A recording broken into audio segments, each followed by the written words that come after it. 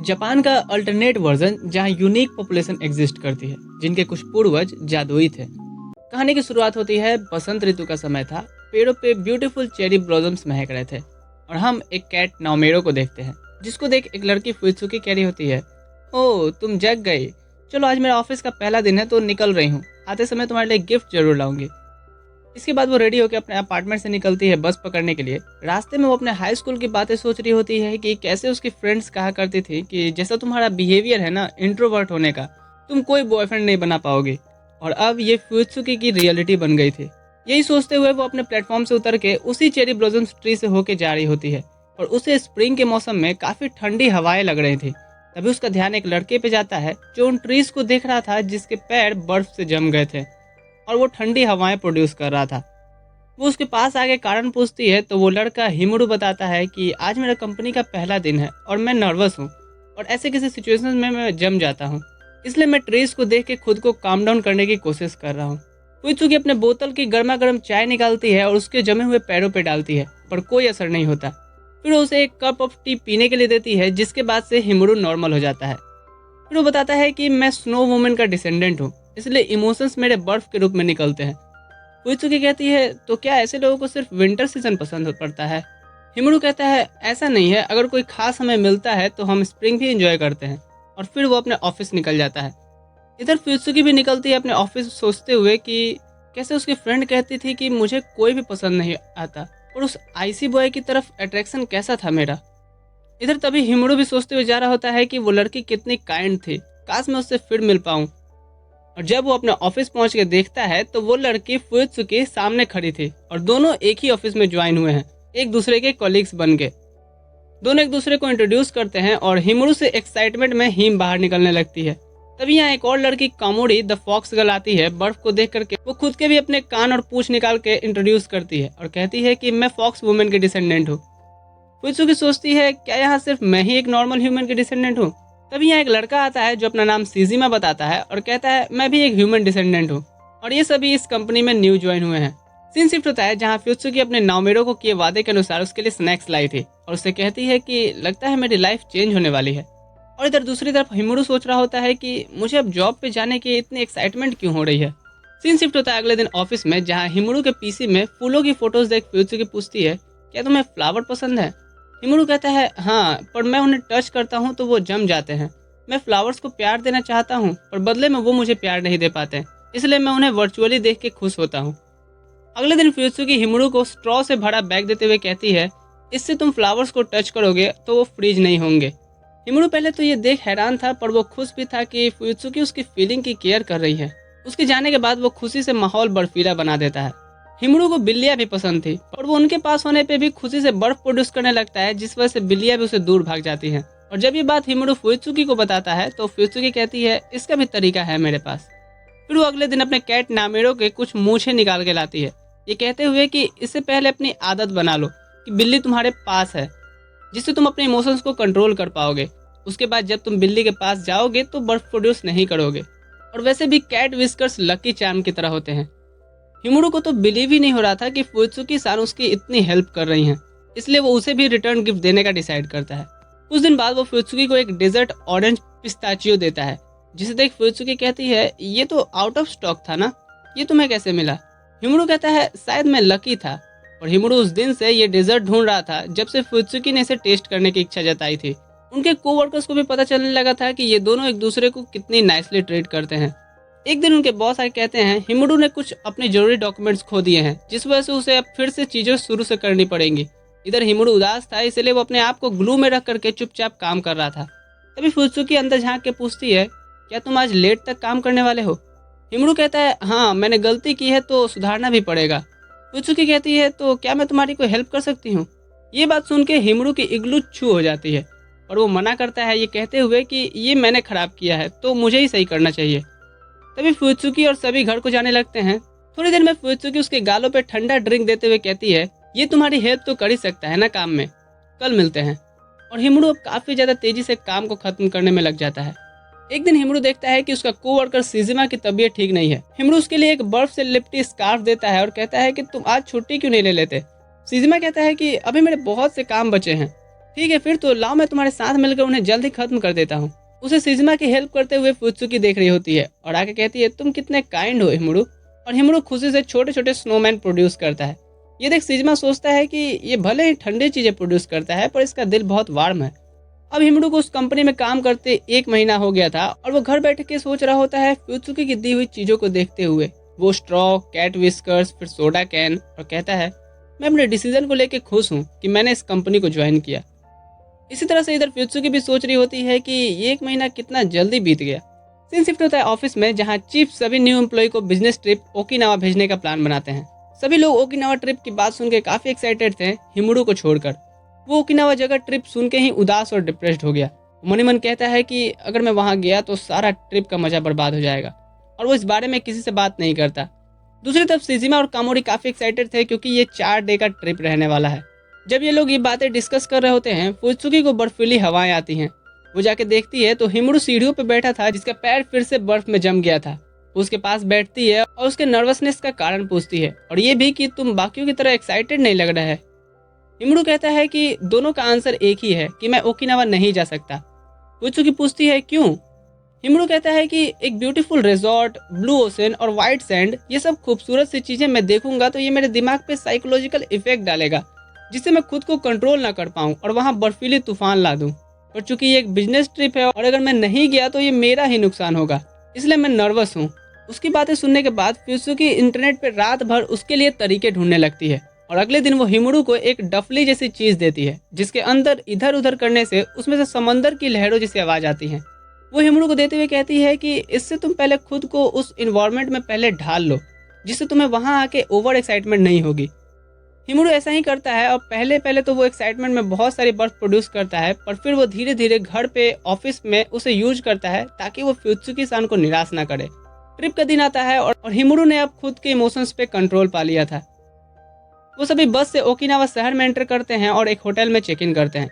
सभी का प्लान था ट्रेनिंग कंप्लीट करना, फिर बीच पे घूमना और शॉपिंग करना।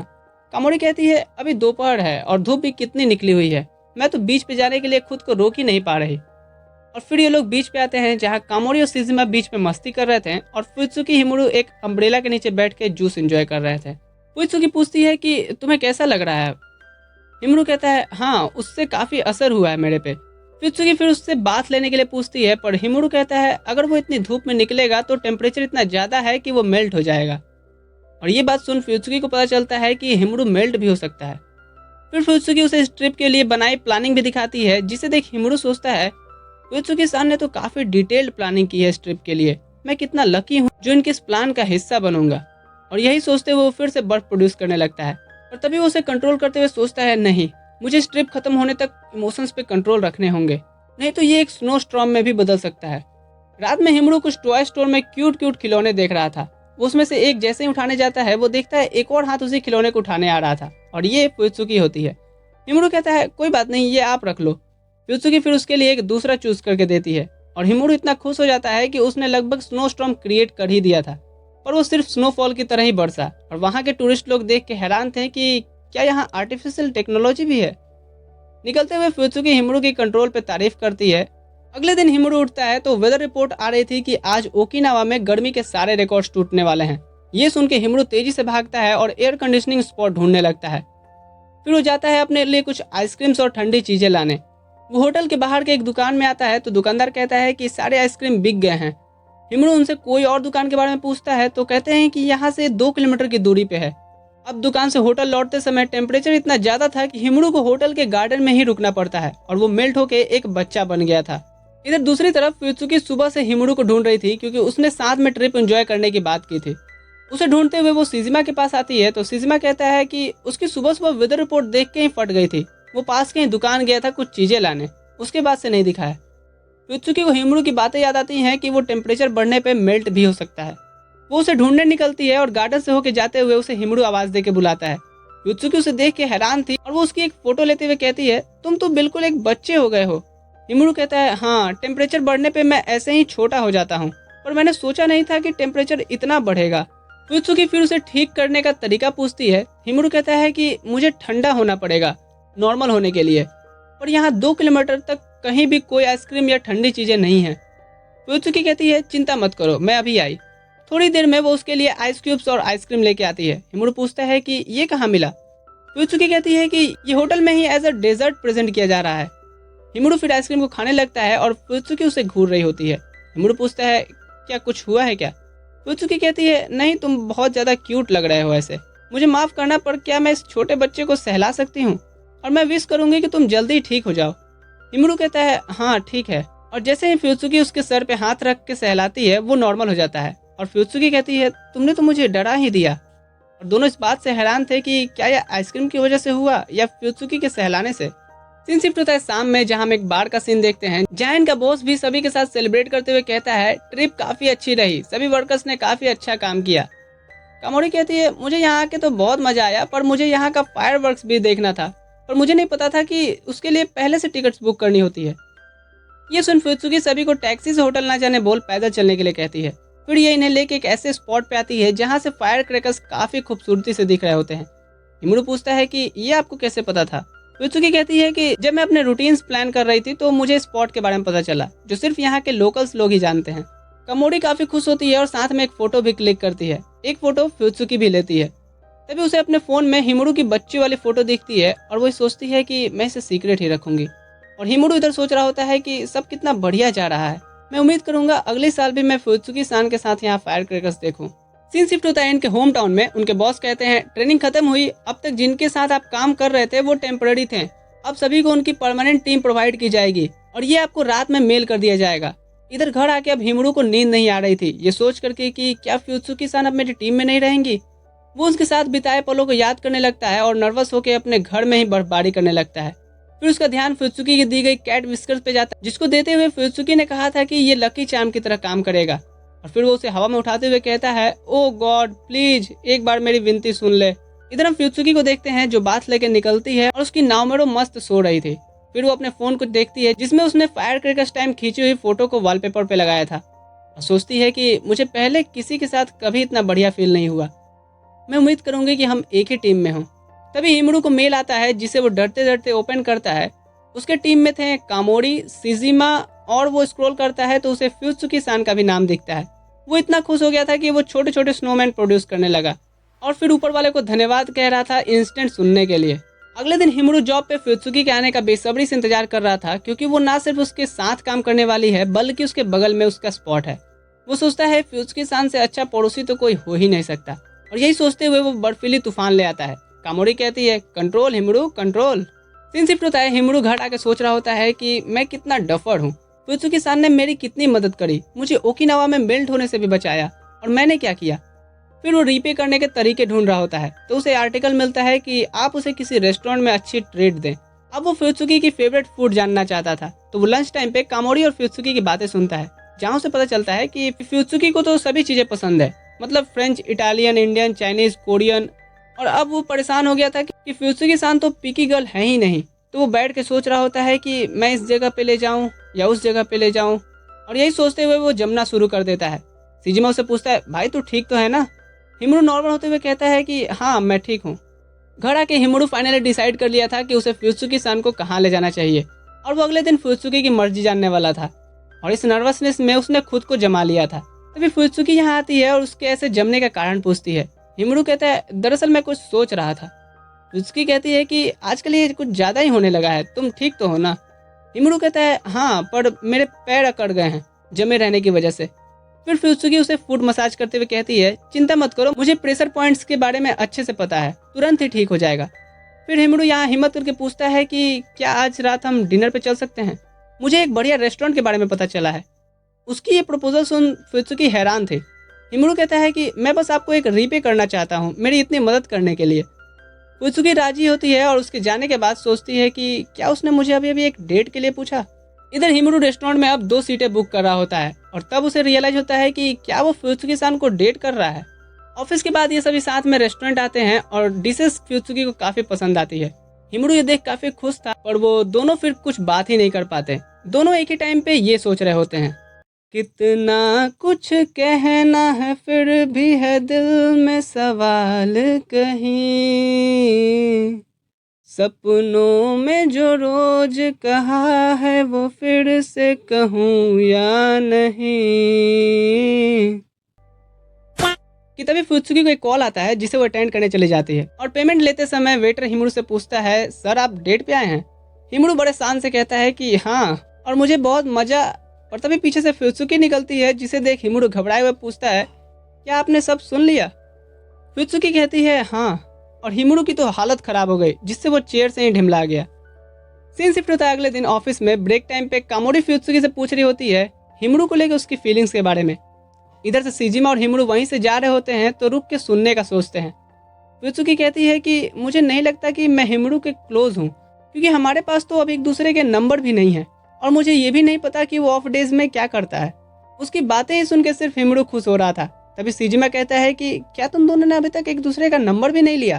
फुत्सुकी और हिमुरू दोनों इंट्रोवर्ट पर्सन हैं और इस बात से अनजान है कि कैसे एक लॉन्ग लास्टिंग रिलेशनशिप बिल्ड करते हैं, और दोनों अपनी तरफ से पूरी कोशिश कर रहे हैं। उसी दिन शाम में ढलते सूरज को देखते हुए हिमुरू फुत्सुकी से उसका नंबर मांगता है। फुत्सुकी ने अपने डीपी में अपने कैट नामेरो का फोटो लगाया था। हिमुरू पूछता है ऐसा क्यों? फुत्सुकी कहती है क्या मुझे चेंज करना चाहिए? हिमुरू कहता है नहीं, ये काफी अच्छा है।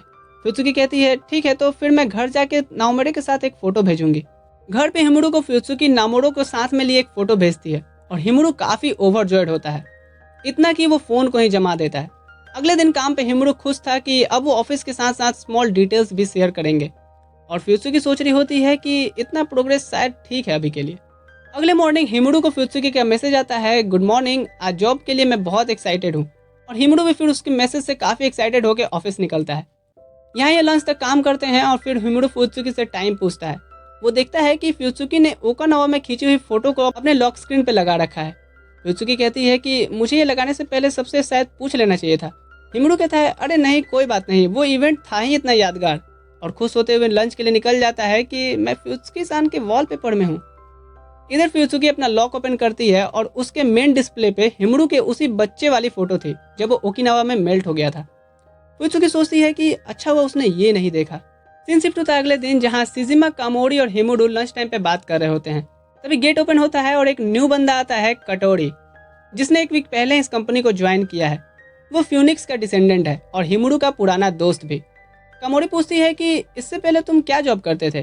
कटोरी कहता है कि मैं पहले आर्ट करता था, और उन्हें कुछ सैंपल्स दिखाता है और कहता है कि मैं यहाँ सेल्स डिपार्टमेंट में हूँ।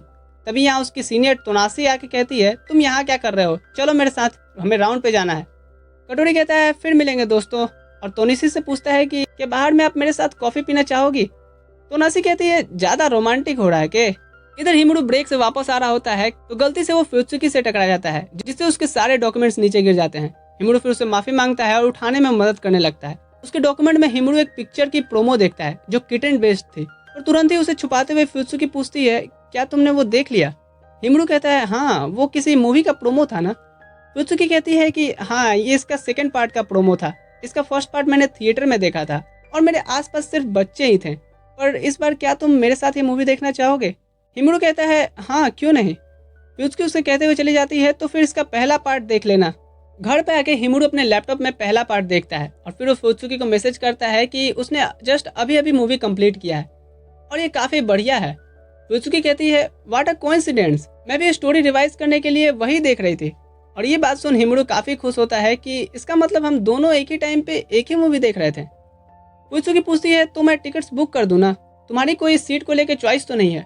हिमुरू कहता है नहीं, ऐसा कुछ भी नहीं है। फुत्सुकी कहती है ठीक है, फिर सीट साइड बाय साइड ही है। हिमुरू काफी खुश होता है कि वो दोनों साथ में बैठ के मूवी एंजॉय करने वाले हैं।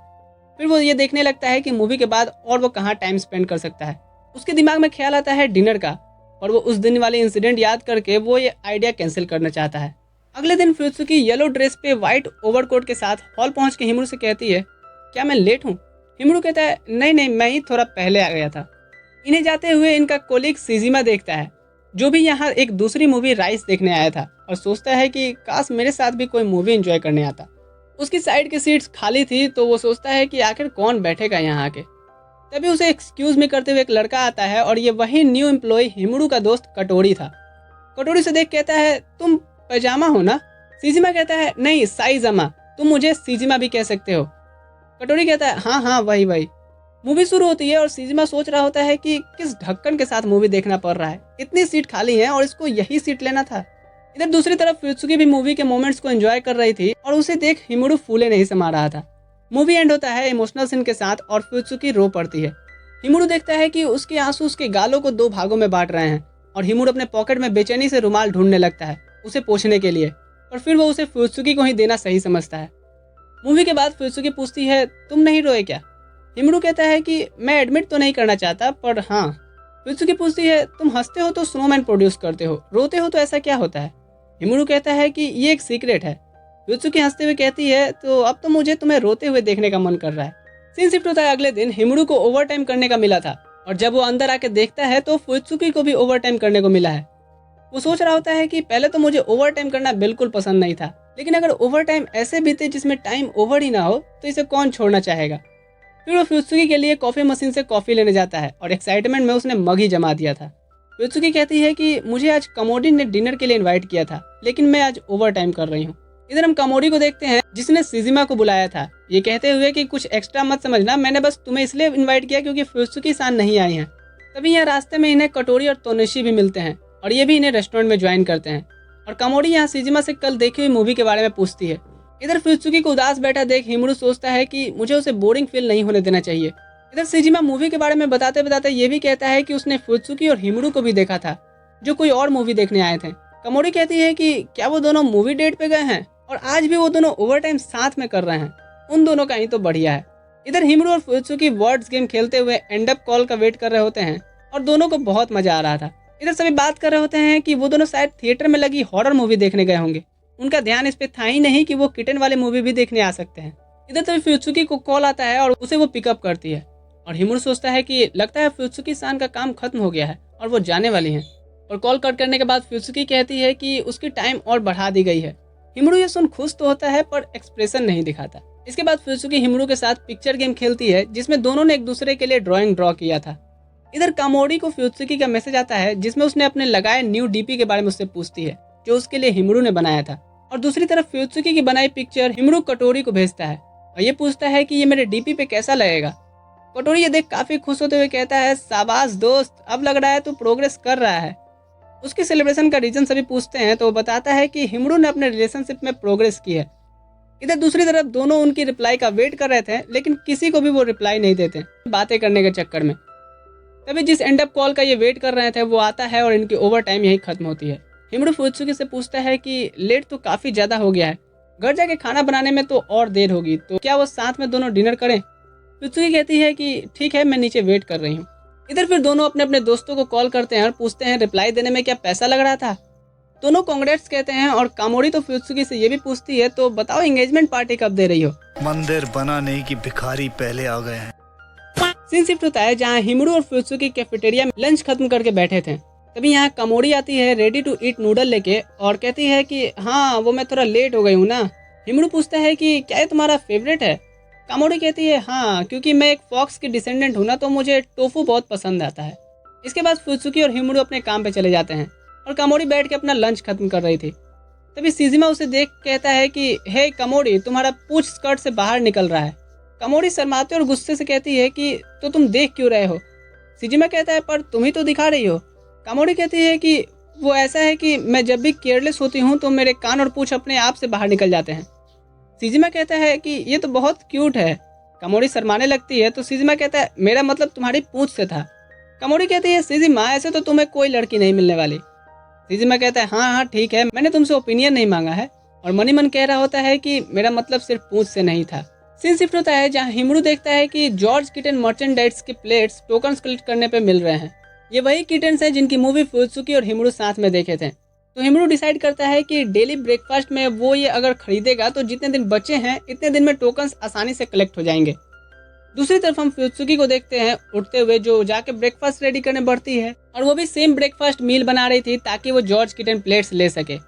फिर हम कामोडी को देखते हैं जो लेट से उठती है और ऑफिस के लिए रेडी हो रही थी और उसे तो मैचिंग का ड्रेस ही नहीं मिल रहा था, जिससे वो और भी ज्यादा फ्रस्ट्रेट हो जाती है। लेट भी हो रहा था जिससे वो अपनी लिपस्टिक भी खराब कर लेती है और मेट्रो में भी वो जैसे तैसे करके ऑफिस निकलती है। इधर हिमुरू को रोड क्रॉसिंग पे फ्यूत्सुकी दिखती है जिसे वो गुड मॉर्निंग करता है और साथ में ये लोग ऑफिस निकलते हैं। ऑफिस में जब कामोडी पहुंचती है तो सभी को गुड मॉर्निंग कहती है। फ्यूत्सुकी उसे एक एनर्जी ग्लूकोज की कैंडी देते हुए कहती है कि लड़कियों का नाम तो तेरी वजह से ही खराब होता है।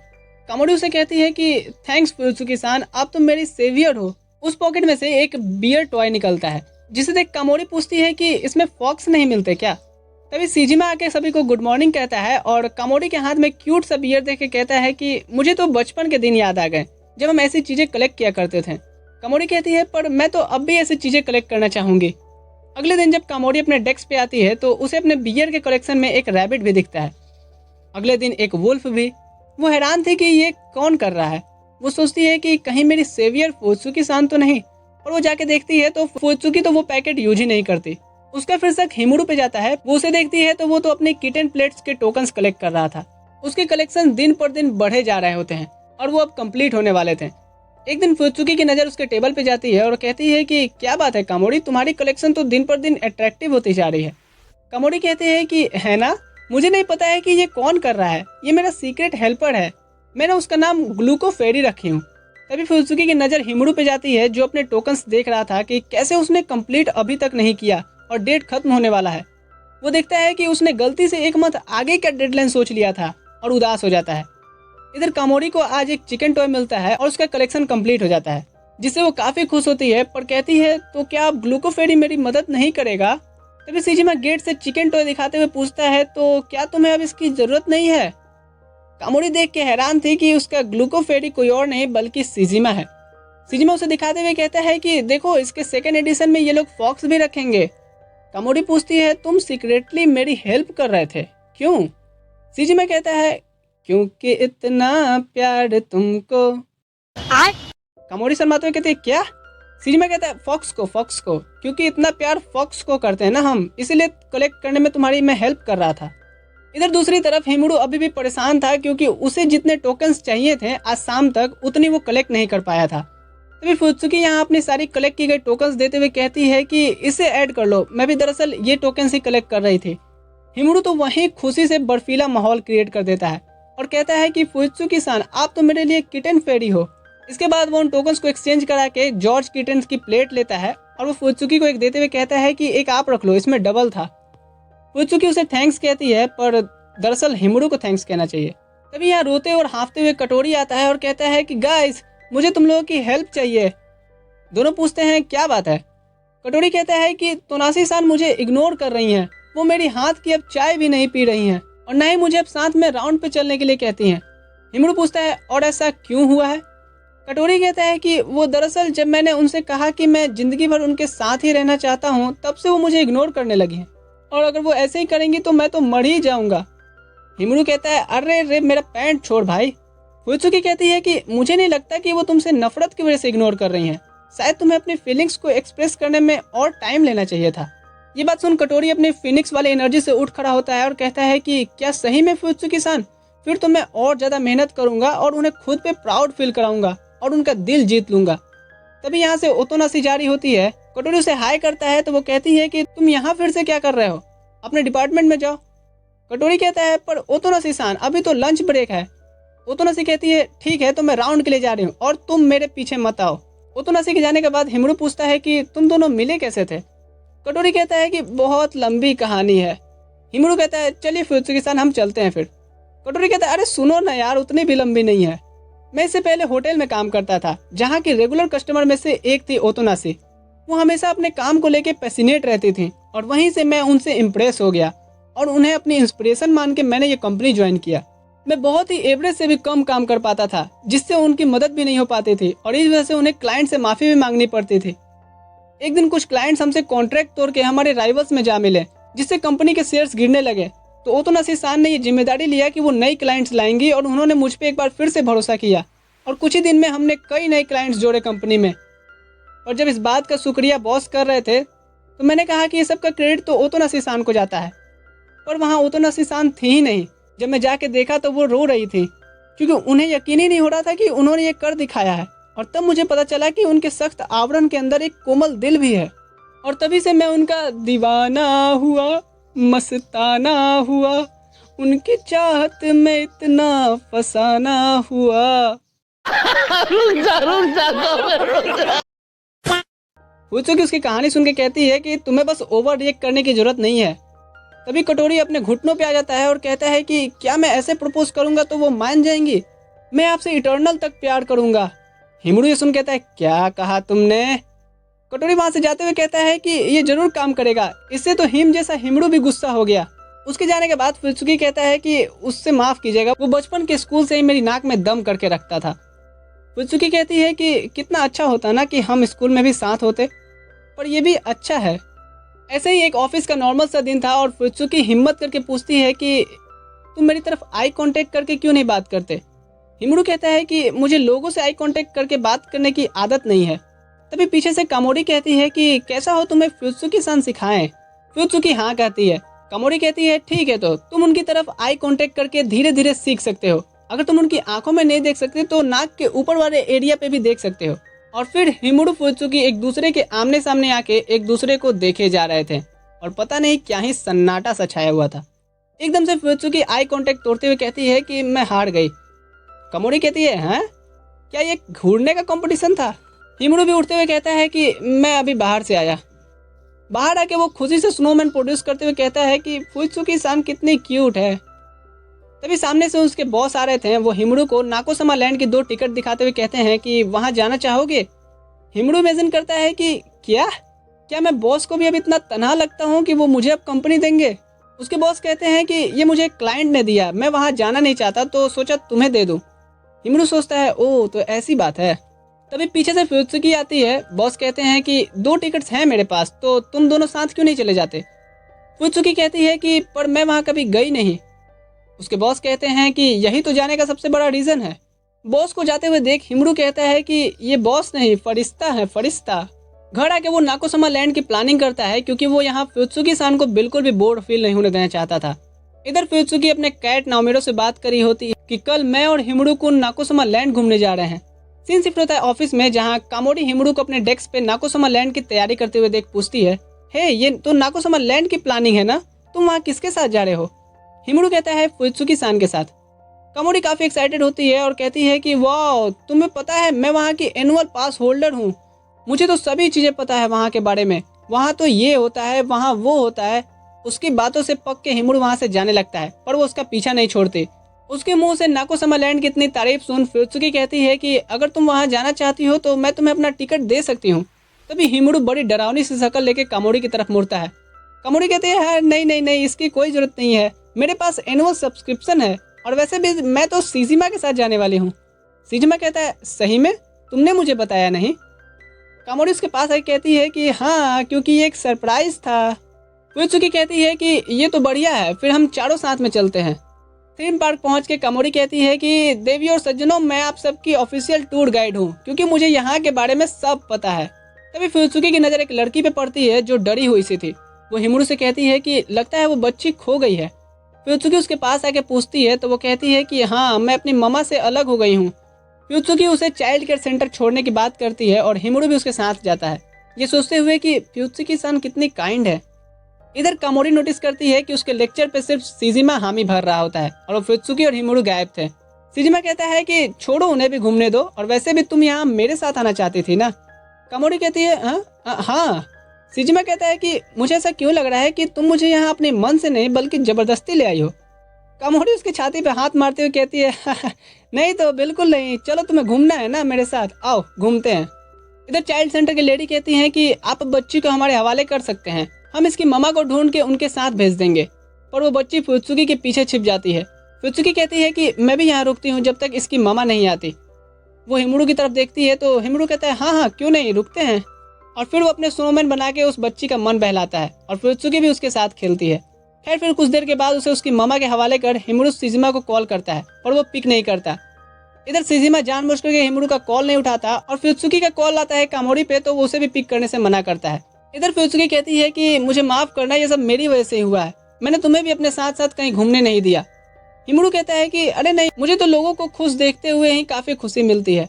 इधर तभी एक बच्चा अपने पापा को परी बन के दिखा रहा था। उसके डैड कहते हैं आराम से बेटे, तुम लड़की नहीं हो, और होता भी वही है, वो धराम से गिरता है।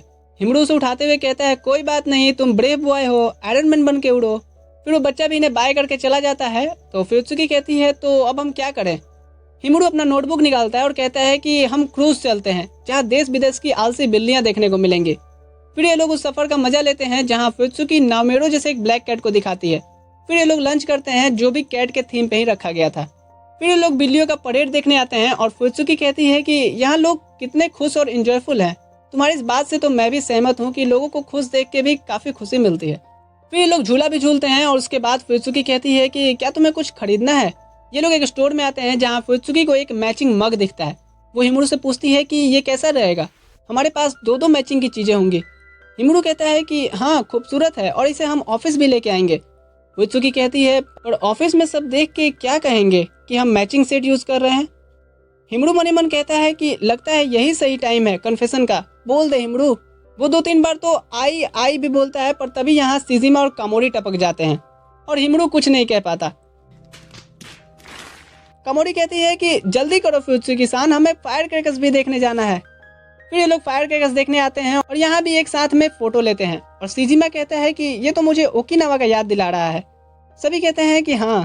अब ये लोग घर जा रहे होते हैं और बैठे बैठे कामोरी शोर मचाई जा रही थी कि हमने ये किया फुत्सुकी-सान, हमने वो किया फुत्सुकी-सान। फुत्सुकी कहती है कि देख नहीं रही हो हिमुरू-कुन सो रहे हैं। सीन शिफ्ट होता है। फुत्सुकी घर आके नाओमेरो को खाना देती है और उसे थैंक्स कहती है घर का ख्याल रखने के लिए। और नाओमेरो से बात करते हुए वो ट्रिप से लाई मग को देख रही होती है। फिर वो हिमुरू की दी गई जॉर्ज किटन प्लेट्स भी निकालती है और सोचती है कि अब हमारे पास दो दो मैचिंग की चीजें हैं।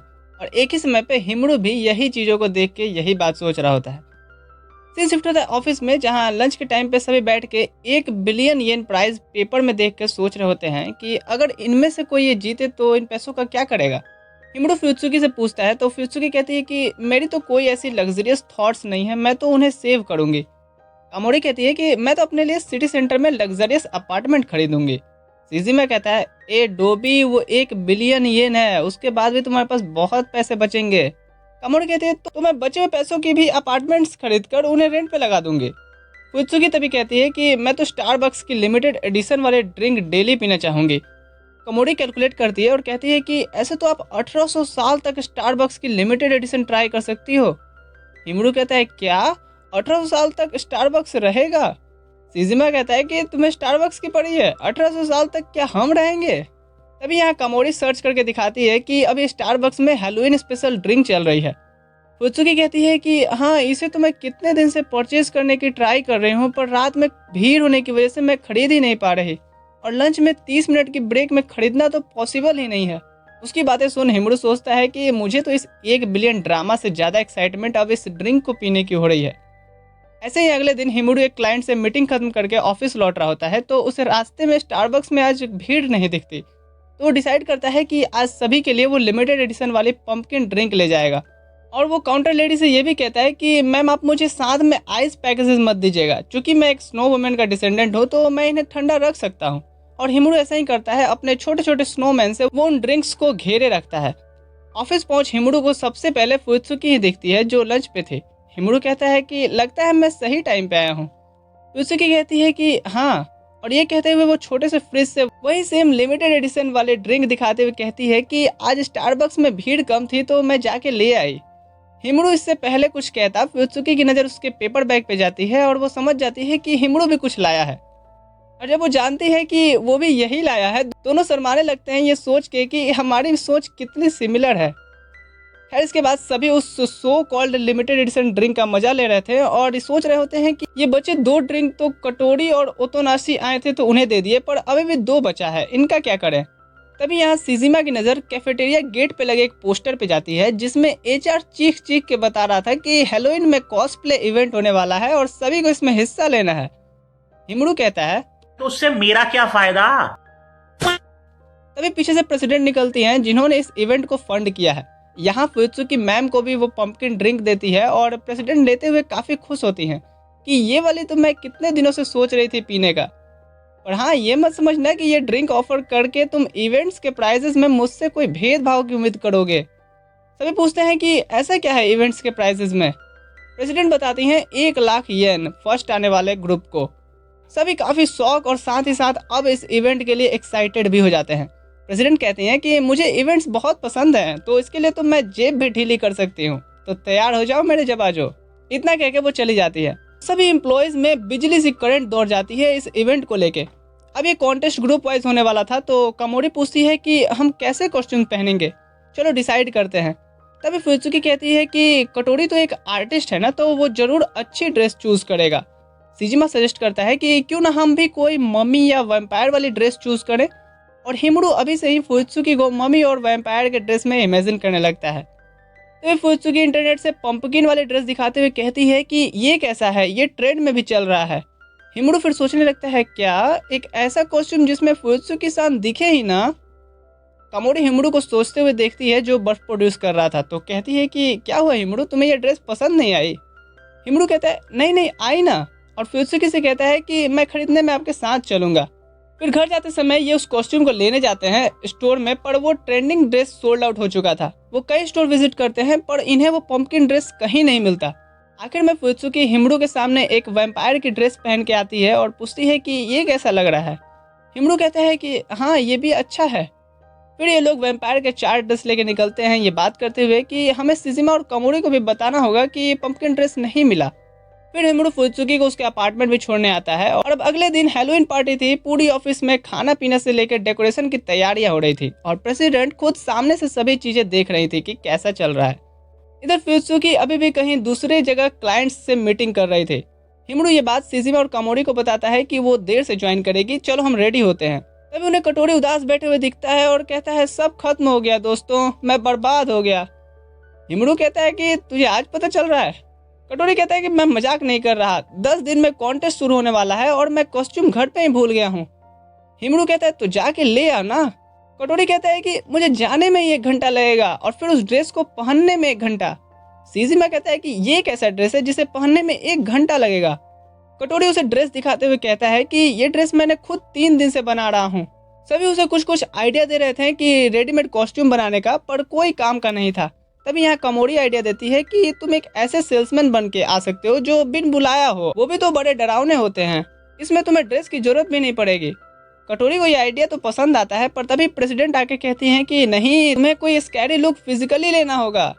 कटोरी फिर से मुरझा जाता है। इधर फुत्सुकी अपनी मीटिंग खत्म कर हिमड़ू को मैसेज करती है कि वो बस पहुंच रही है। हिमड़ू फुत्सुकी को कटोरी की सिचुएशन समझाता है और उससे एडवाइस मांगता है, जो सुपर्ब था, एक रिसाइकल पेपर मम्मी की कॉस्ट्यूम जो ऑफिस में भी बन सकती है। फिर सिजिमा और हिमड़ू कटोरी को रेडी करने लगते हैं और कमोरी ओतोनाशी को। फिर हिमड़ू दोनों को रेडी करके फुत्सुकी को उनकी फोटो भेज उन्हें थैंक्स कहता है। सीन शिफ्ट होता है जहाँ तीनों रेडी होकर फुत्सुकी के आने का वेट कर रहे थे। फुत्सुकी हिमड़ू को मैसेज करती है कि उसे कुछ सजेशंस चाहिए, तो कामोरी और हिमड़ू उससे मिलने आते हैं। जहां फुत्सुकी के मुंह से रेड ब्लड निकलता देख हिमड़ू तो वहीं जम जाता है। फुत्सुकी कहती है अरे रिलैक्स, ये नकली है, मैंने तो बस इसे एक्स्ट्रा इम्पैक्ट के लिए लगाया है। हिमड़ू कहता है कि तुम्हारे एक्स्ट्रा इम्पैक्ट के चक्कर में मेरे हार्ट पे इम्पैक्ट पड़ गया था, मैं थोड़ा पानी पी के आया। और फुत्सुकी हिमड़ू की ओर देखती रह जाती है। पार्टी में भी दोनों थोड़े से शांत लग रहे थे, तो सिजिमा कमोरी से पूछता है कि इनके बीच कुछ हुआ है क्या। कमोरी कहती है कि मुझे क्या पता। अब फाइनली कॉन्टेस्ट के सभी पार्टिसिपेंट्स को देखते हुए प्रेसिडेंट विनर्स अनाउंस करती हैं। रनर अप रहते हैं हिमड़ू की 4 वैम्पायर की टीम, और विनर रहे हैं सरप्राइजिंगली कटोरी और ओतोनाशी, जिन्होंने एक स्कैरी साथ में यूनिक डिजाइन चूज किया। प्राइज मनी लेने के बाद सभी साथ में आते हैं और 1 लाख फर्स्ट प्राइज और 30,000 येन सेकेंड प्राइज साथ में स्पेंड करने का सोचते हैं, क्योंकि आखिरकार विनर की टीम को कॉस्ट्यूम का आइडिया तो फुत्सुकी नहीं दिया था। पार्टी ओवर होने के बाद हिमड़ू अपने डेस्क पे आता है सामान समेटने, तो उसे फुत्सुकी दिखती है, जो भी घर जाने के लिए अपने बैग लेने आई थी। यहाँ वो हिमड़ू से कहती है कि मैं पार्टी में लेट से आई थी, इसलिए मैं थोड़ा देर और इस कॉस्ट्यूम में घूमना चाहती हूँ, तो क्या तुम मेरे साथ बाहर हैलोवीन देखने चलोगे।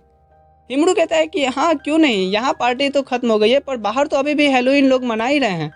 फिर वो दोनों साथ में शहर घूमते हुए घर जा रहे होते हैं कि उन्हें कुछ ग्रुप्स के लोग दिखते हैं जो वही पंपकिन वाले ट्रेंडिंग ड्रेस को पहने हुए थे। और हिमड़ू सोचता है कि एक तरह से अच्छा ही हुआ कि हमें वो ड्रेस नहीं मिली। और वो एक प्यारा सा स्नोमैन प्रोड्यूस करते हुए कहता है हैप्पी हैलोवीन। दिन ऐसे ही बीतता है, विंटर का टाइम था और क्रिसमस भी आने वाला था, और हिमड़ू सोचते हुए जा रहा होता है कि उसे फुत्सुकी सान को कुछ गिफ्ट करना चाहिए इस क्रिसमस पे। तो वो पास की दुकान में बहुत ही सुंदर सा इयररिंग्स देखता है जो कि स्नोफ्लेक्स के डिजाइन्स के थे। तो वो सोचता है कि फुत्सुकी सान तो इयररिंग्स पहनती ही हैं, तो उन्हें यही देना चाहिए, और यही सोचते हुए वो इयररिंग्स खरीदता है। अब हम सीन देखते हैं हिल स्टेशन का, जहाँ हिमड़ू फुत्सुकी का वेट कर रहा था उसे स्की सिखाने के लिए। कामोरी और सिजिमा भी यहाँ थे, लेकिन ये यहाँ आए कैसे। कुछ दिन पहले की बात है जहाँ कामोरी फुत्सुकी को दिखाती है कि उसने एक स्की रिजॉर्ट टूर का लकी ट्रिप जीता है। और वो फ्यूत्सुकी को भी वहाँ चल स्की के मजे लेने के लिए इनवाइट करती है। फ्यूत्सुकी कहती है कि पर मुझे स्की करना नहीं आता। कमोरी कहती है कि मैं आपको सिखा दूंगी, बहुत मजा आएगा, चलिए ना। तभी यहाँ हिमड़ू आता है, जिससे कमोरी पूछती है कि हिमड़ू क्या तुम्हें स्की करना आता है। हिमड़ू कहता है कि हाँ। कमोरी कहती है बढ़िया, तब तो तुम भी आ रहे हो हमारे साथ, वहाँ तुम फ्यूत्सुकी सान को स्की करना भी सिखा देना। तभी यहाँ सीसीमा भी आता है और पूछता है कि सभी का कहाँ जाने का प्लान बन रहा है। कामोरी कहती है कि स्की रिजॉर्ट, और तुम भी हमारे साथ आ रहे हो। तो ऐसे ये लोग यहाँ पहुँच जाते हैं और अब यहाँ फ्यूत्सुकी स्की के ड्रेस में रेडी होके आती है और हिमड़ू उससे आगे बताने से पहले वहाँ की जगह को अच्छे से देखता है कि स्की के लिए ये ठीक तो है ना। फिर वो फ्यूत्सुकी से उसके पैर अच्छे से लॉक है कि नहीं चेक करवाता है और मन ही मन सोच रहा होता है कि फ्यूत्सुकी सान को स्की सिखाना ये तो सपने जैसा है। तभी फ्यूत्सुकी कहती है कि कहाँ खो गए, मैं सभी के लिए प्रॉब्लम क्रिएट तो नहीं कर रही। हिमड़ू कहता है कि अरे नहीं, आप तुरंत ही सीख जाओगे और मुझे इससे काफ़ी खुशी भी मिलेगी। फिर हिमड़ू फ्यूत्सुकी को स्की के आगे बढ़ने के लिए पीछे धक्का देने और रुकने के लिए दोनों पैरों को एक साथ स्की को आगे लाने कहता है और ऐसा करके भी दिखाता है। पर जब वो फ्यूत्सुकी ऐसे करती है तो वो अनबैलेंस्ड होकर फिसल जाती है और फिसलते हुए वो हिमड़ू के पास आके रुकती है और हिमड़ू सोचता है कि अरे मैं तो बचपन से ऐसे ही स्की करते आया हूँ, पर इसे किसी को सिखाते कैसे हैं ये तो मुझे पता ही नहीं। तभी यहाँ कामोरी आती है और फ्यूत्सुकी को अपने स्टिक की मदद से उठाते हुए उसे स्की के बेसिक समझाती है कि पहले अपने बॉडी वेट को थोड़ा सा आगे पुश कीजिए, फिर धीरे धीरे स्लाइड कीजिए और इन स्टिक्स से अपना डायरेक्शन चूज कीजिए। कामोरी की टिप्स से फ्यूत्सुकी थोड़ी ही देर में स्की करने लग जाती है। फिर यहाँ कामोरी कहती है चलिए अब ऊपर लॉज में चल के खाना खाया जाए। फिर सीसीमा के साथ साथ कामोरी, हिमड़ू और फ्यूत्सुकी यहाँ से स्की लिफ्ट की मदद से ऊपर की तरफ जा रहे होते हैं कि उन्हें नीचे बर्फ में छोटे छोटे फुटप्रिंट्स दिखते हैं और सभी बात करते हैं कि ये कौन से जानवर का होगा। कामोरी कहती है कि ये तो फॉक्स के लग रहे हैं, शायद मेरी मॉम के होंगे, और सभी सोचने लगते हैं कामोरी की मॉम को एज अ फॉक्स के रूप में। कामोरी फिर हंसते हुए कहती है कि तुम लोग क्या सोच रहे हो, मैं तो मजाक कर रही थी, मेरी मॉम कोई फॉक्स नहीं है, वो भी इंसान ही है। फिर ये लोग लेफ्ट से उतर के अब पैदल आगे बढ़ रहे होते हैं और सीजीमा हिमड़ू से उसके पेरेंट्स के बारे में पूछता है। हिमड़ू कहता है कि अरे मेरे मॉम डैड भी एक रेगुलर ऑफिस एम्प्लॉई हैं और मेरी फैमिली में मेरी एक छोटी सिस्टर है जो अभी स्टूडेंट है। उसकी बातें सुन फ्यूत्सुकी सोचती है हिमड़ू ने कभी इस बारे में बात नहीं किया, वो सही में एक इंट्रोवर्ट पर्सन है। हिमड़ू आगे बताता है कि मेरी बहन ने कहा था कि वो अभी छुट्टियों में पार्ट टाइम स्की रिजॉर्ट में ही काम कर रही है, लेकिन कहाँ उसने ये नहीं बताया। सीजिमा कहता है तो क्या वो इस रिजॉर्ट में भी हो सकती है। हिमड़ू कहता है कि इसके चांसेस बहुत कम हैं। लॉज पहुंच के जैसे ही सीजिमा दरवाजा खोलता है उनका स्वागत करती है एक सिल्वर हेयर वाली लड़की, जिसको देख हिमड़ू हैरान था क्योंकि ये उसकी बहन युगिमिन ही थी। युगिमिन खुद को सभी से इंट्रोड्यूस करवाती है कि वो ऐसे पार्ट टाइम जॉब और स्टूडेंट होने के साथ साथ ऑनलाइन वीडियोस भी अपलोड करती है। कामोरी एक्साइटमेंट में उसके चैनल का नाम पूछती है, पर युगिमिन शर्माते हुए कहती है नहीं, मुझे मजाक नहीं उड़वाना अपनी चीज का, मैं नहीं बताऊंगा। हाँ, जैसे मैं अपने रिलेटिव्स को बोलता हूँ। सीजिमा उसके नाम से सर्च करता है तो उसे उसका चैनल मिल जाता है जिसके बहुत से फॉलोअर्स भी थे। दोनों उससे नहीं बताने का कारण पूछते हैं तो युगिमिन कहती है क्योंकि मेरे चैनल पे सबसे पॉपुलर वीडियो मेरे खाने का है। सभी देखते हैं जिसमें वो फ्यूत्सुकी के साथ साथ सभी को काफ़ी क्यूट लग रही थी। तभी युगिमिन कहती है कि क्या आप ही फ्यूत्सुकी सान हैं? मेरा भाई आपके बारे में बहुत सारी बातें करता है। तभी आके हिमड़ू उसका मुंह बंद कर देता है, पर युगिमिन उसके पास से फ्यूत्सुकी के पीछे चली जाती है और उसे जीभ चिढ़ाते हुए कहती है मैं तो बात करूंगी। फ्यूत्सुकी पूछती है कि तुम किस बारे में बात करना चाहती हो। युगिमिन कहती है दरअसल स्नो वुमेन के डिसेंडेंट थोड़े शॉर्ट टेम्पर्ड होते हैं, तो आपको मेरे भाई से प्रॉब्लम तो नहीं होती ना ऑफिस में। फ्यूत्सुकी कहती है कि नहीं, वो तो बहुत काइंड पर्सन है, वो तो मेरे हर काम में मदद भी करता है और आज तो वो मुझे स्की करना भी सिखाना चाहता था। उसकी बातें सुन युगिमिन सोचती है ये तो सही में बहुत अच्छी है, और फ्यूत्सुकी उसकी आंखों को देखती है जो बिल्कुल हिमड़ू जैसे थे। युगिमिन उसे एक्साइटेड होकर गले लगाते हुए कहती है कि आप बहुत अच्छी हो। तभी हिमड़ू युगिमिन को फ्यूत्सुकी से अलग करते हुए कहता है उन्हें छोड़ भी दे, अब चिपकू, वो जम जाएंगी। सीन शिफ्ट होता है, क्रिसमस नाइट होती है और सभी डिनर करने साथ बैठे थे जहाँ कामोरी और फ्यूत्सुकी ने मिलकर ताकोयाकी बनाया था। फ्यूत्सुकी हिमड़ू से पूछती है जो फायर कैंप जल रही है उससे कोई दिक्कत तो नहीं है ना तुम्हें। हिमड़ू कहता है कि नहीं, अभी विंटर चल रहा है तो मुझे कोई दिक्कत नहीं होगी। फ्यूत्सुकी फिर हिमड़ू के पास आके कहती है वैसे ये फ्यूत्सुकी सांता ने तुम्हारे डिशेस में एक्स्ट्रा ऑक्टोपस डाल दिया है। और हिमड़ू मनी मन सोच रहा होता है फ्यूत्सुकी सान कितनी अच्छी है। इधर सभी खाना शुरू करते हैं और थोड़ी देर में प्लेट्स खाली और ड्रिंक्स भी खत्म हो जाते हैं। फ्यूत्सुकी उठती है ये कहते हुए कि मैं रिजॉर्ट से और लेके आती हूँ। हिमड़ू भी उसके लिए खरीदा हुआ गिफ्ट लेके उसके साथ चलने के लिए पूछता है। फिर वो दोनों आगे बढ़ रहे होते हैं और हिमड़ू पूछता है, वैसे आप यहाँ हैं तो नाओमिरो का ख्याल कौन रख रहा होगा? फुत्सुकी कहती है कि मैंने उसके लिए केयर टेकर हायर किया हुआ है। यहाँ फिर हिमड़ू हिम्मत करके फुत्सुकी को क्रिसमस गिफ्ट देते हुए क्रिसमस विश करता है और फुत्सुकी उसे ओपन करती है जिसमें एक सॉफ्ट ब्लैंकेट था। फुत्सुकी सॉरी कहती है कि मैंने तो कुछ खरीदा ही नहीं। हिमड़ू कहता है, कोई बात नहीं, ये मैंने आपको इसलिए दिया क्योंकि मैं अपनी बर्फीली हवाएं से हमेशा आपको तकलीफ देते रहता हूँ, तो ये आपको वार्म रखेगा। फुत्सुकी कहती है, ऐसी बात नहीं है, मैं हमेशा तुम्हारे साथ होने पे वार्म फील ही करती हूँ। हिमड़ू यहाँ शुक्रिया अदा करता है तो फुत्सुकी कहती है, शुक्रिया तो मुझे कहना चाहिए। और तभी यहाँ नेचुरल स्नोफॉल भी शुरू हो जाती है। इधर सिजिमा कामोरी से कहता है कि वो दोनों अभी तक आए क्यों नहीं। कामोरी कहती है कि वो ठीक ही होंगे। फिर कामोरी कहती है कि स्नोफॉल कितने खूबसूरत दिखते हैं ना। सिजिमा कहता है कि हाँ। अब वेकेशन से सभी लौट रहे होते हैं बस से और हिमड़ू उस रात वाली बात को याद करता है क्यों उसने फुत्सुकी को देने के लिए गिफ्ट में इयररिंग्स को ब्लैंकेट से बदल दिया था। जब वो इयररिंग्स लेके निकल रहा होता है तो सिग्नल पे उसे बात करते हुए दो लड़कियां सुनाई देती हैं कि पता है, मुझे एक लड़के ने इयररिंग्स गिफ्ट करी जबकि मैं उसके साथ रिलेशनशिप में भी नहीं हूँ। दूसरी कहती है, ये तो बहुत क्रीपी साउंड करता है। हिमड़ू कोई रिस्क नहीं लेना चाहता था, इसलिए वो तुरंत जाके इयररिंग्स को एक्सचेंज करके ब्लैंकेट ले लेता है। सीन शिफ्ट होता है प्रेजेंट में, जहाँ हिमड़ू देखता है उस ब्लैंकेट को फुत्सुकी अपने घुटनों पर रखी हुई थी। वो उसे पूछता है कि मेरी बहन ने आपको परेशान तो नहीं किया ना ट्रिप के दौरान। फुत्सुकी कहती है कि नहीं, वो बहुत अच्छी है, बल्कि उसकी वजह से ही तो मैं तुम्हारी ऑफिस लाइफ से हटके भी पर्सनालिटी जान पाई। हिमड़ू ये सुन शर्माने लगता है और बस में ही माहौल बर्फीला हो जाता है। सिजिमा कहता है, अरे ठंड में तो ठंड मत कर पाजी। हिमड़ू की बहन युगिमिन अपने वीडियो शूट कर रही होती है कि उसे हिमड़ू का मैसेज आता है, गुड जॉब। इसे क्या लग रहा है कि मैं इसको रिप्लाई दूंगी, मैं देख के छोड़ दूंगी। इधर हिमड़ू मैसेज करके सोच रहा होता है, ये क्रिसमस मेरे लाइफ का बेस्ट क्रिसमस था, मैं तो अगली बार भी फुत्सुकी सान के साथ ही क्रिसमस प्लान करना चाहता हूँ। सीन शिफ्ट होता है ऑफिस में, जहाँ प्रेसिडेंट अनाउंस करती हैं सभी एम्प्लॉय के लिए लॉन्ग हॉलीडे न्यू ईयर तक, तो इसलिए सभी अपना अपना डेस्क क्लीन करके ही घर जाना। तो फुत्सुकी को हिमड़ू की डेस्क पे वो पेपर ड्राइंग दिखती है जो पेपर ड्राइंग ओवर टाइम करते समय गेम खेलते हुए फुत्सुकी ने ड्रॉ किया था। तो वो हिमड़ू से पूछती है कि क्या तुम उसे भी फेंकने वाले हो। हिमड़ू कहता है कि नहीं, कभी नहीं, और मनी मन सोचता है कि मैं तो इसे अपने डिसेंडेंट तक को दिखाऊंगा। घर साथ में जाते हुए हिमड़ू हाथ में ब्लो कर रहा था क्योंकि वो ग्लव्स भूल गया था। फुत्सुकी कहती है कि क्या एक आइस डिसेंडेंट को भी ठंड लगती है। हिमड़ू कहता है कि हाँ, पर क्या आपको ठंड नहीं लग रही। फुत्सुकी कहती है कि नहीं, मेरा हाथ तो बिल्कुल गर्म है। फिर वो हिमड़ू का हाथ पकड़ के उसे दिखाते हुए कहती है, ये देखो। उसके पकड़ते ही हिमड़ू स्ट्रीट पे ही बर्फबारी शुरू कर देता है। तभी रास्ते में से एक बच्चा अपनी मॉम को दिखाते हुए कहता है, मॉम देखो, इन्होंने भी हाथ पकड़ा है, तो ये भी बेस्ट फ्रेंड्स है ना। इस पर दोनों हाथ खींच लेते हैं और एक दूसरे को बाय करके घर निकल जाते हैं।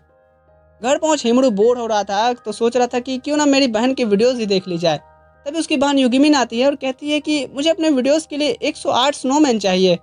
हिमड़ू कहता है, तो मैं क्या करूं, मैं कोई फैक्ट्री हूँ। युगिमिन कहती है कि मुझे पता है ये आपसे कैसे निकलवाना है। वो फुत्सुकी के साथ ली गई फोटो से दिखाती है जिसमें फुत्सुकी को देख हिमड़ू छोटे छोटे स्नोमैन प्रोड्यूस करने लगता है और युगिमिन कहती है, मिल गई, हो गए 108। हिमड़ू कहता है, मेरी शक्तियों का गलत इस्तेमाल किया गया माँ, ये दुनिया बहुत खराब है माँ। सीन शिफ्ट होता है जहाँ सभी दोस्त एक साथ वीडियो कॉलिंग पे जुड़े थे क्योंकि आज इस ईयर की लास्ट नाइट थी। यहाँ सभी एक दूसरे के बैकग्राउंड के बारे में बात करते हैं और फिर कामोरी फुत्सुकी से उसकी कैट नाओमिरो को लेके आने बोलती है। फुत्सुकी जब उठती है तो उसके पजामे पे उसका नाम लिखा हुआ था, तो वो शर्माते हुए एक्सप्लेन करती है कि हाँ, ये मेरे हाई स्कूल के जिम का है। खैर थोड़ी देर में ओतोनाशी और कोटोरी भी ज्वाइन करते हैं और फिर सभी बात करते हैं कल एक साथ श्राइन पे मिलने का, और फिर डिस्कनेक्ट करके चले जाते हैं। हिमड़ू और फुत्सुकी को छोड़ के जो 12 बजने का वेट करते हैं और एक दूसरे को हैप्पी न्यू ईयर विश करके जाते हैं। सीन शिफ्ट होता है, हिमड़ू का नींद खुलता है डरावने सपने से, जहां उसने देखा था कि श्राइन पे उसे एक लेटर मिलता है कि तू बहुत बदनसीब वाला है, तेरे से कोई नहीं मिलने आने वाला है, बहुत खुशियां मना लिया, अब तू रोने वाला है, और एनिमे टेलर को अगर अभी तक तूने सब्सक्राइब नहीं किया तो अपना सब कुछ खोने वाला है। कुछ भी कर दो यार, किया नहीं है तो प्लीज। कोई तरीका है भीख मांगने का? फिर हिमड़ू रेडी होकर श्राइन आता है जहां उसे कटोरी, ओतोनाशी और सिजिमा मिलते हैं। कामोरी नहीं आई है क्योंकि उसे न्यू ईयर फेस्टिवल में अपने पेरेंट्स की मदद करनी थी। तभी यहाँ फुत्सुकी किमोनो पहन आती है और वो इस ड्रेस में बिल्कुल एक डॉल लग रही थी और हिमड़ू उसे देख बर्फीली हवाओं में उड़े जा रहा था। थोड़ी देर में टेंपल में एंटर करने से पहले ही सभी बिछड़ जाते हैं। कटोरी और ओतोनाशी अलग, सिजिमा अलग और हिमुरू और फुत्सुकी अलग। फुत्सुकी कहती है नाकोमी लैंड की तरह यहाँ भी हम बिछड़ गए। हिमुरू कहता है कोई बात नहीं, सभी को जाना तो टेम्पल ही है ना, तो चलिए हम आगे बढ़ते हैं। और तभी एक बच्चा आके फुत्सुकी से टकरा जाता है जिससे वो गिरने वाली होती है, पर हिमुरू उसे पकड़ लेता है और दोनों एक दूसरे को देखते ही रहते हैं, जिन्हें देख आसपास के लोग कह रहे होते हैं हाँ ये कर लो पहले। तभी यहाँ कामोरी आती है और कहती है कमाल है ना कि तुम लोग यही श्राइन विजिट करने आए हो, ये मेरे फैमिली की ही है, यह इन्हें सिजिमा में मिलता है। और कामोरी कहती है कि मुझे अफसोस है कि मैं तुम लोगों के साथ एंजॉय नहीं कर पाऊंगी क्योंकि मुझे जाना होगा, और वो उदास मन से जाने लगती है।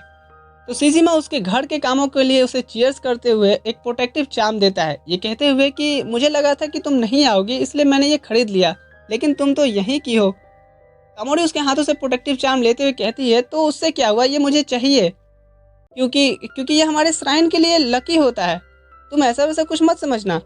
फिर वो उसे धीरे से थैंक्स कहते हुए चली जाती है। इधर हिमुरू और फुत्सुकी प्रेयर के प्लेस तक पहुंच गए थे और हिमुरू प्रे करता है कि मैं अगली बार भी फुत्सुकी सान के साथ ही न्यू ईयर सेलिब्रेट करूं। फुत्सुकी भी प्रे करती है पर वो हमें नहीं बताया जाता। सीन शिफ्ट होता है ऑफिस में, जहां हिमुरू को पता चलता है कि फुत्सुकी सान का बर्थडे आने वाला है, तो वो डिसाइड करता है कि वही इयररिंग्स इस बार गिफ्ट करने का जो वो क्रिसमस में नहीं कर पाया था। तभी बारिश से भीगते हुए कटोरी आता है और हिमुरू से देख कहता है कि इस बारिश में भी तुम सेल्स का काम करना पड़ रहा है ना। कटोरी कहता है कि अरे मैं तो ओतोनाशी सान के साथ बारिश तो क्या बवंडर में भी राउंड पे चला जाऊं। इधर दूसरी तरफ हम ओतोनाशी को देखते हैं जो भी भीग गई थी और कहती है अब तो ट्रेन भी कैंसिल हो जाएगी आज रात हम घर कैसे जाएंगे। फुत्सुकी कहती है फिर तो आज पब्लिक बस में भी बहुत भीड़ होगा। तभी कामोरी कहती है क्यों ना आज हम सब बिजनेस क्लास की होटल में नाइट स्पेंड करें। और तभी कामोरी को फुत्सुकी कैट नाओमेरो का ख्याल आता है, तो फुत्सुकी कहती है उसकी फिक्र मत करो, उसके लिए मैंने एक ऑटोमेटिक फीडर लगाया है। दूसरी तरफ बॉयज कटोरी के अपार्टमेंट में रुकते हैं जो ऑफिस के नजदीक ही था। इधर बिजली कड़कने की वजह से कामोरी डर से ब्लैंकेट में घुसी हुई थी, तो फुत्सुकी उसे पकड़ के काम करते हुए कहती है तुम बिल्कुल मेरी कैट नाओमेरो की तरह ही हो, उसे भी ठंडर से डर लगता है। उन्हें ऐसे देख ओतोनाशी टीज करते हुए कहती है अरे तुम तो इसके बॉयफ्रेंड की तरह केयर कर रही हो, अगर ऐसा है तो फिर पहले वाले का क्या होगा। कामोरी कहती है तुम किसके बारे में बात कर रही हो। ओतोनाशी कहती है वही तुम्हारा सिजिमा, मैंने तुम दोनों को कल एक साथ रेस्टोरेंट भी जाते देखा था। कामोरी कहती है वो तो हम अचानक से लंच टाइम पे एक ही रेस्टोरेंट में चले गए थे, और वैसे भी तुम अपना देखो ना कटोरी, उस फिनिक्स को जो तुम पे लट्टू है। ओतोनाशी कहती है वो तो बस मेरा असिस्टेंट है। तभी दोनों के ध्यान फुत्सुकी पे जाती है और दोनों बिल्लियां झगड़ना बंद करती हैं। इधर कटोरी और सिजिमा बैठ के वीडियो गेम खेल रहे थे और हिमुरू यही सोच में डूबा था कि फुत्सुकी सान अपना बर्थडे कैसे सेलिब्रेट करेंगे। इधर फुत्सुकी से सभी पूछते हैं तो फुत्सुकी कहती है मुझे तो इस उम्र में भी प्यार नहीं हुआ, ये तो अजीब बात है ना। इस पर दोनों लड़कियां शौक होकर पूछती हैं क्या, तो हिमुरू का क्या फिर। तभी यहाँ फुत्सुकी को हिमुरू का मैसेज आता है जिसे पढ़ फुत्सुकी मुस्कुराने लगती है। इस पर दोनों कहती हैं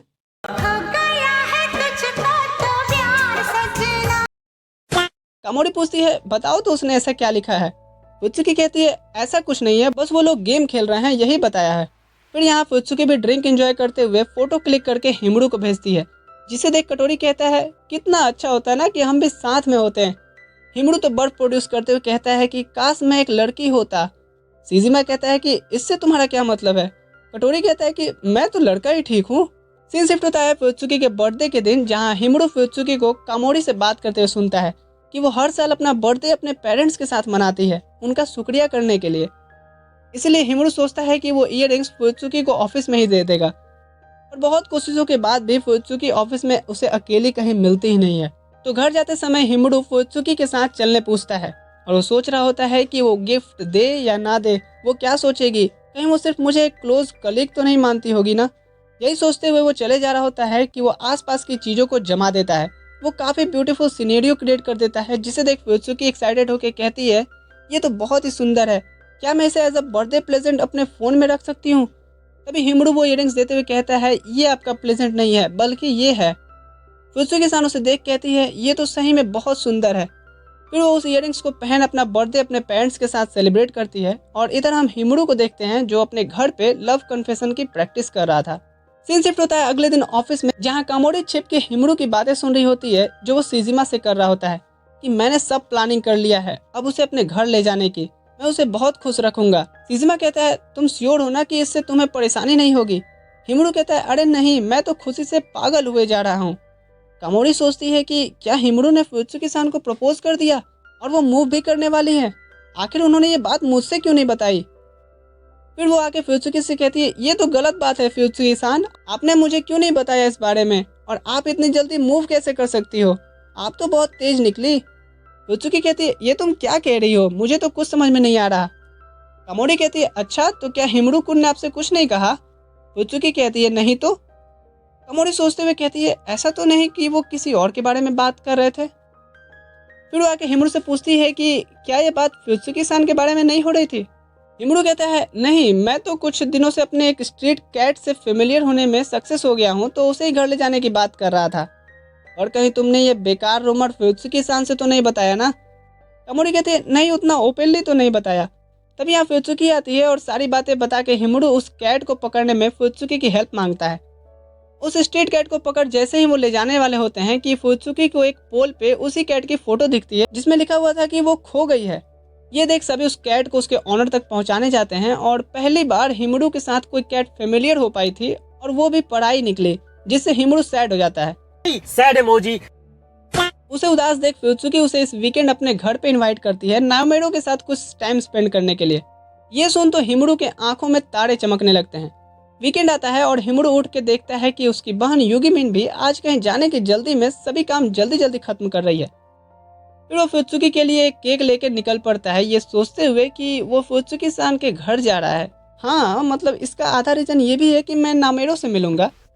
फ्यूत्सुकी के घर पहुंचते ही हिमरू एक स्नोफ्लेक्स में डायमंड डस्ट रिएक्शन देता है, जो ये बताता है कि वो आज बहुत बहुत ज़्यादा खुश है। फिर जब वो केक निकालते हैं तभी डोरबेल बजती है और ये कोई और नहीं बल्कि हिमरू की बहन युगिमिन होती है। हिमरू पूछता है, तुम यहाँ क्या कर रही हो। युगिमिन कहती है, यही सवाल तो मैं भी पूछ सकती हूँ ना। वैसे मैं और फ्यूत्सुकी-सान तो बेस्ट फ्रेंड्स बन गए हैं और मैं अक्सर वीकेंड्स पे इनसे मिलने आती हूँ। हिमरू एक नज़र फ्यूत्सुकी को देखता है, फिर एक नज़र युगिमिन को। फ्यूत्सुकी कहती है, मुझे माफ़ करना, पर मुझे लगा तुम्हें ये बात पता है। हिमरू कहता है, कोई बात नहीं। फिर वो युगिमिन के पास आके कहता है कि तुम्हें यहाँ से जाना होगा, और युगिमिन जाने का नाम नहीं ले रही थी। ये सबसे ऑकवर्ड मोमेंट होता है जब आप चाह करके भी अपने से छोटे भाई या बहन को कुछ ना कह पाओ। और यहाँ युगिमिन फिर मन बना लेती है घर जाने का। तभी फ्यूत्सुकी कहती है, चलो साथ में केक खाते हैं। हिमरू कहता है, तुम तो जाने वाली थी ना। युगिमिन कहती है, अब जाऊंगी तो अजीब लगेगा ना। फिर सभी बैठ के खाने लगते हैं और हिमरू सोच रहा होता है कि मैं फ्यूत्सुकी-सान के साथ अकेले टाइम स्पेंड करना चाहता था। तभी फ्यूत्सुकी कहती है कि और लोग होते तो और मज़ा आता ना, जिससे हिमरू के सोच पे एक बर्फ का टुकड़ा आके गिरता है।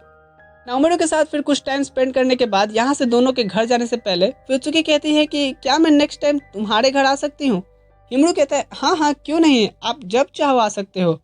सीन शिफ्ट होता है ऑफिस में, जहाँ कामोरी पूछती है, तो क्या तुम दोनों क्लोज हो पाए। हिमरू कहता है, तुम नाओमेरो की बात कर रही हो ना। कामोरी कहती है, हाँ, तुमने क्या सोचा। हिमरू कहता है, कुछ नहीं। फिर हम देखते हैं हिमरू और फ्यूत्सुकी को ट्रेन स्टेशन पे मिलते हुए अपने अपने सूटकेसेस के साथ, जो एक साथ बिजनेस के सिलसिले में शहर से बाहर जा रहे थे। और हिमरू को ट्रिप के स्टार्टिंग से ही कोल्ड था। जब वो लोग फर्स्ट डे की मीटिंग फिनिश करके होटल लौट रहे होते हैं तो हिमरू का फीवर तेज हो गया था, जिससे वो मेल्ट होके वापस से एक छोटा बच्चा बन जाता है। फ्यूत्सुकी उसे ठीक करने का तरीका पूछती है तो हिमरू कहता है उसे बस फीवर जाने का वेट करना होगा।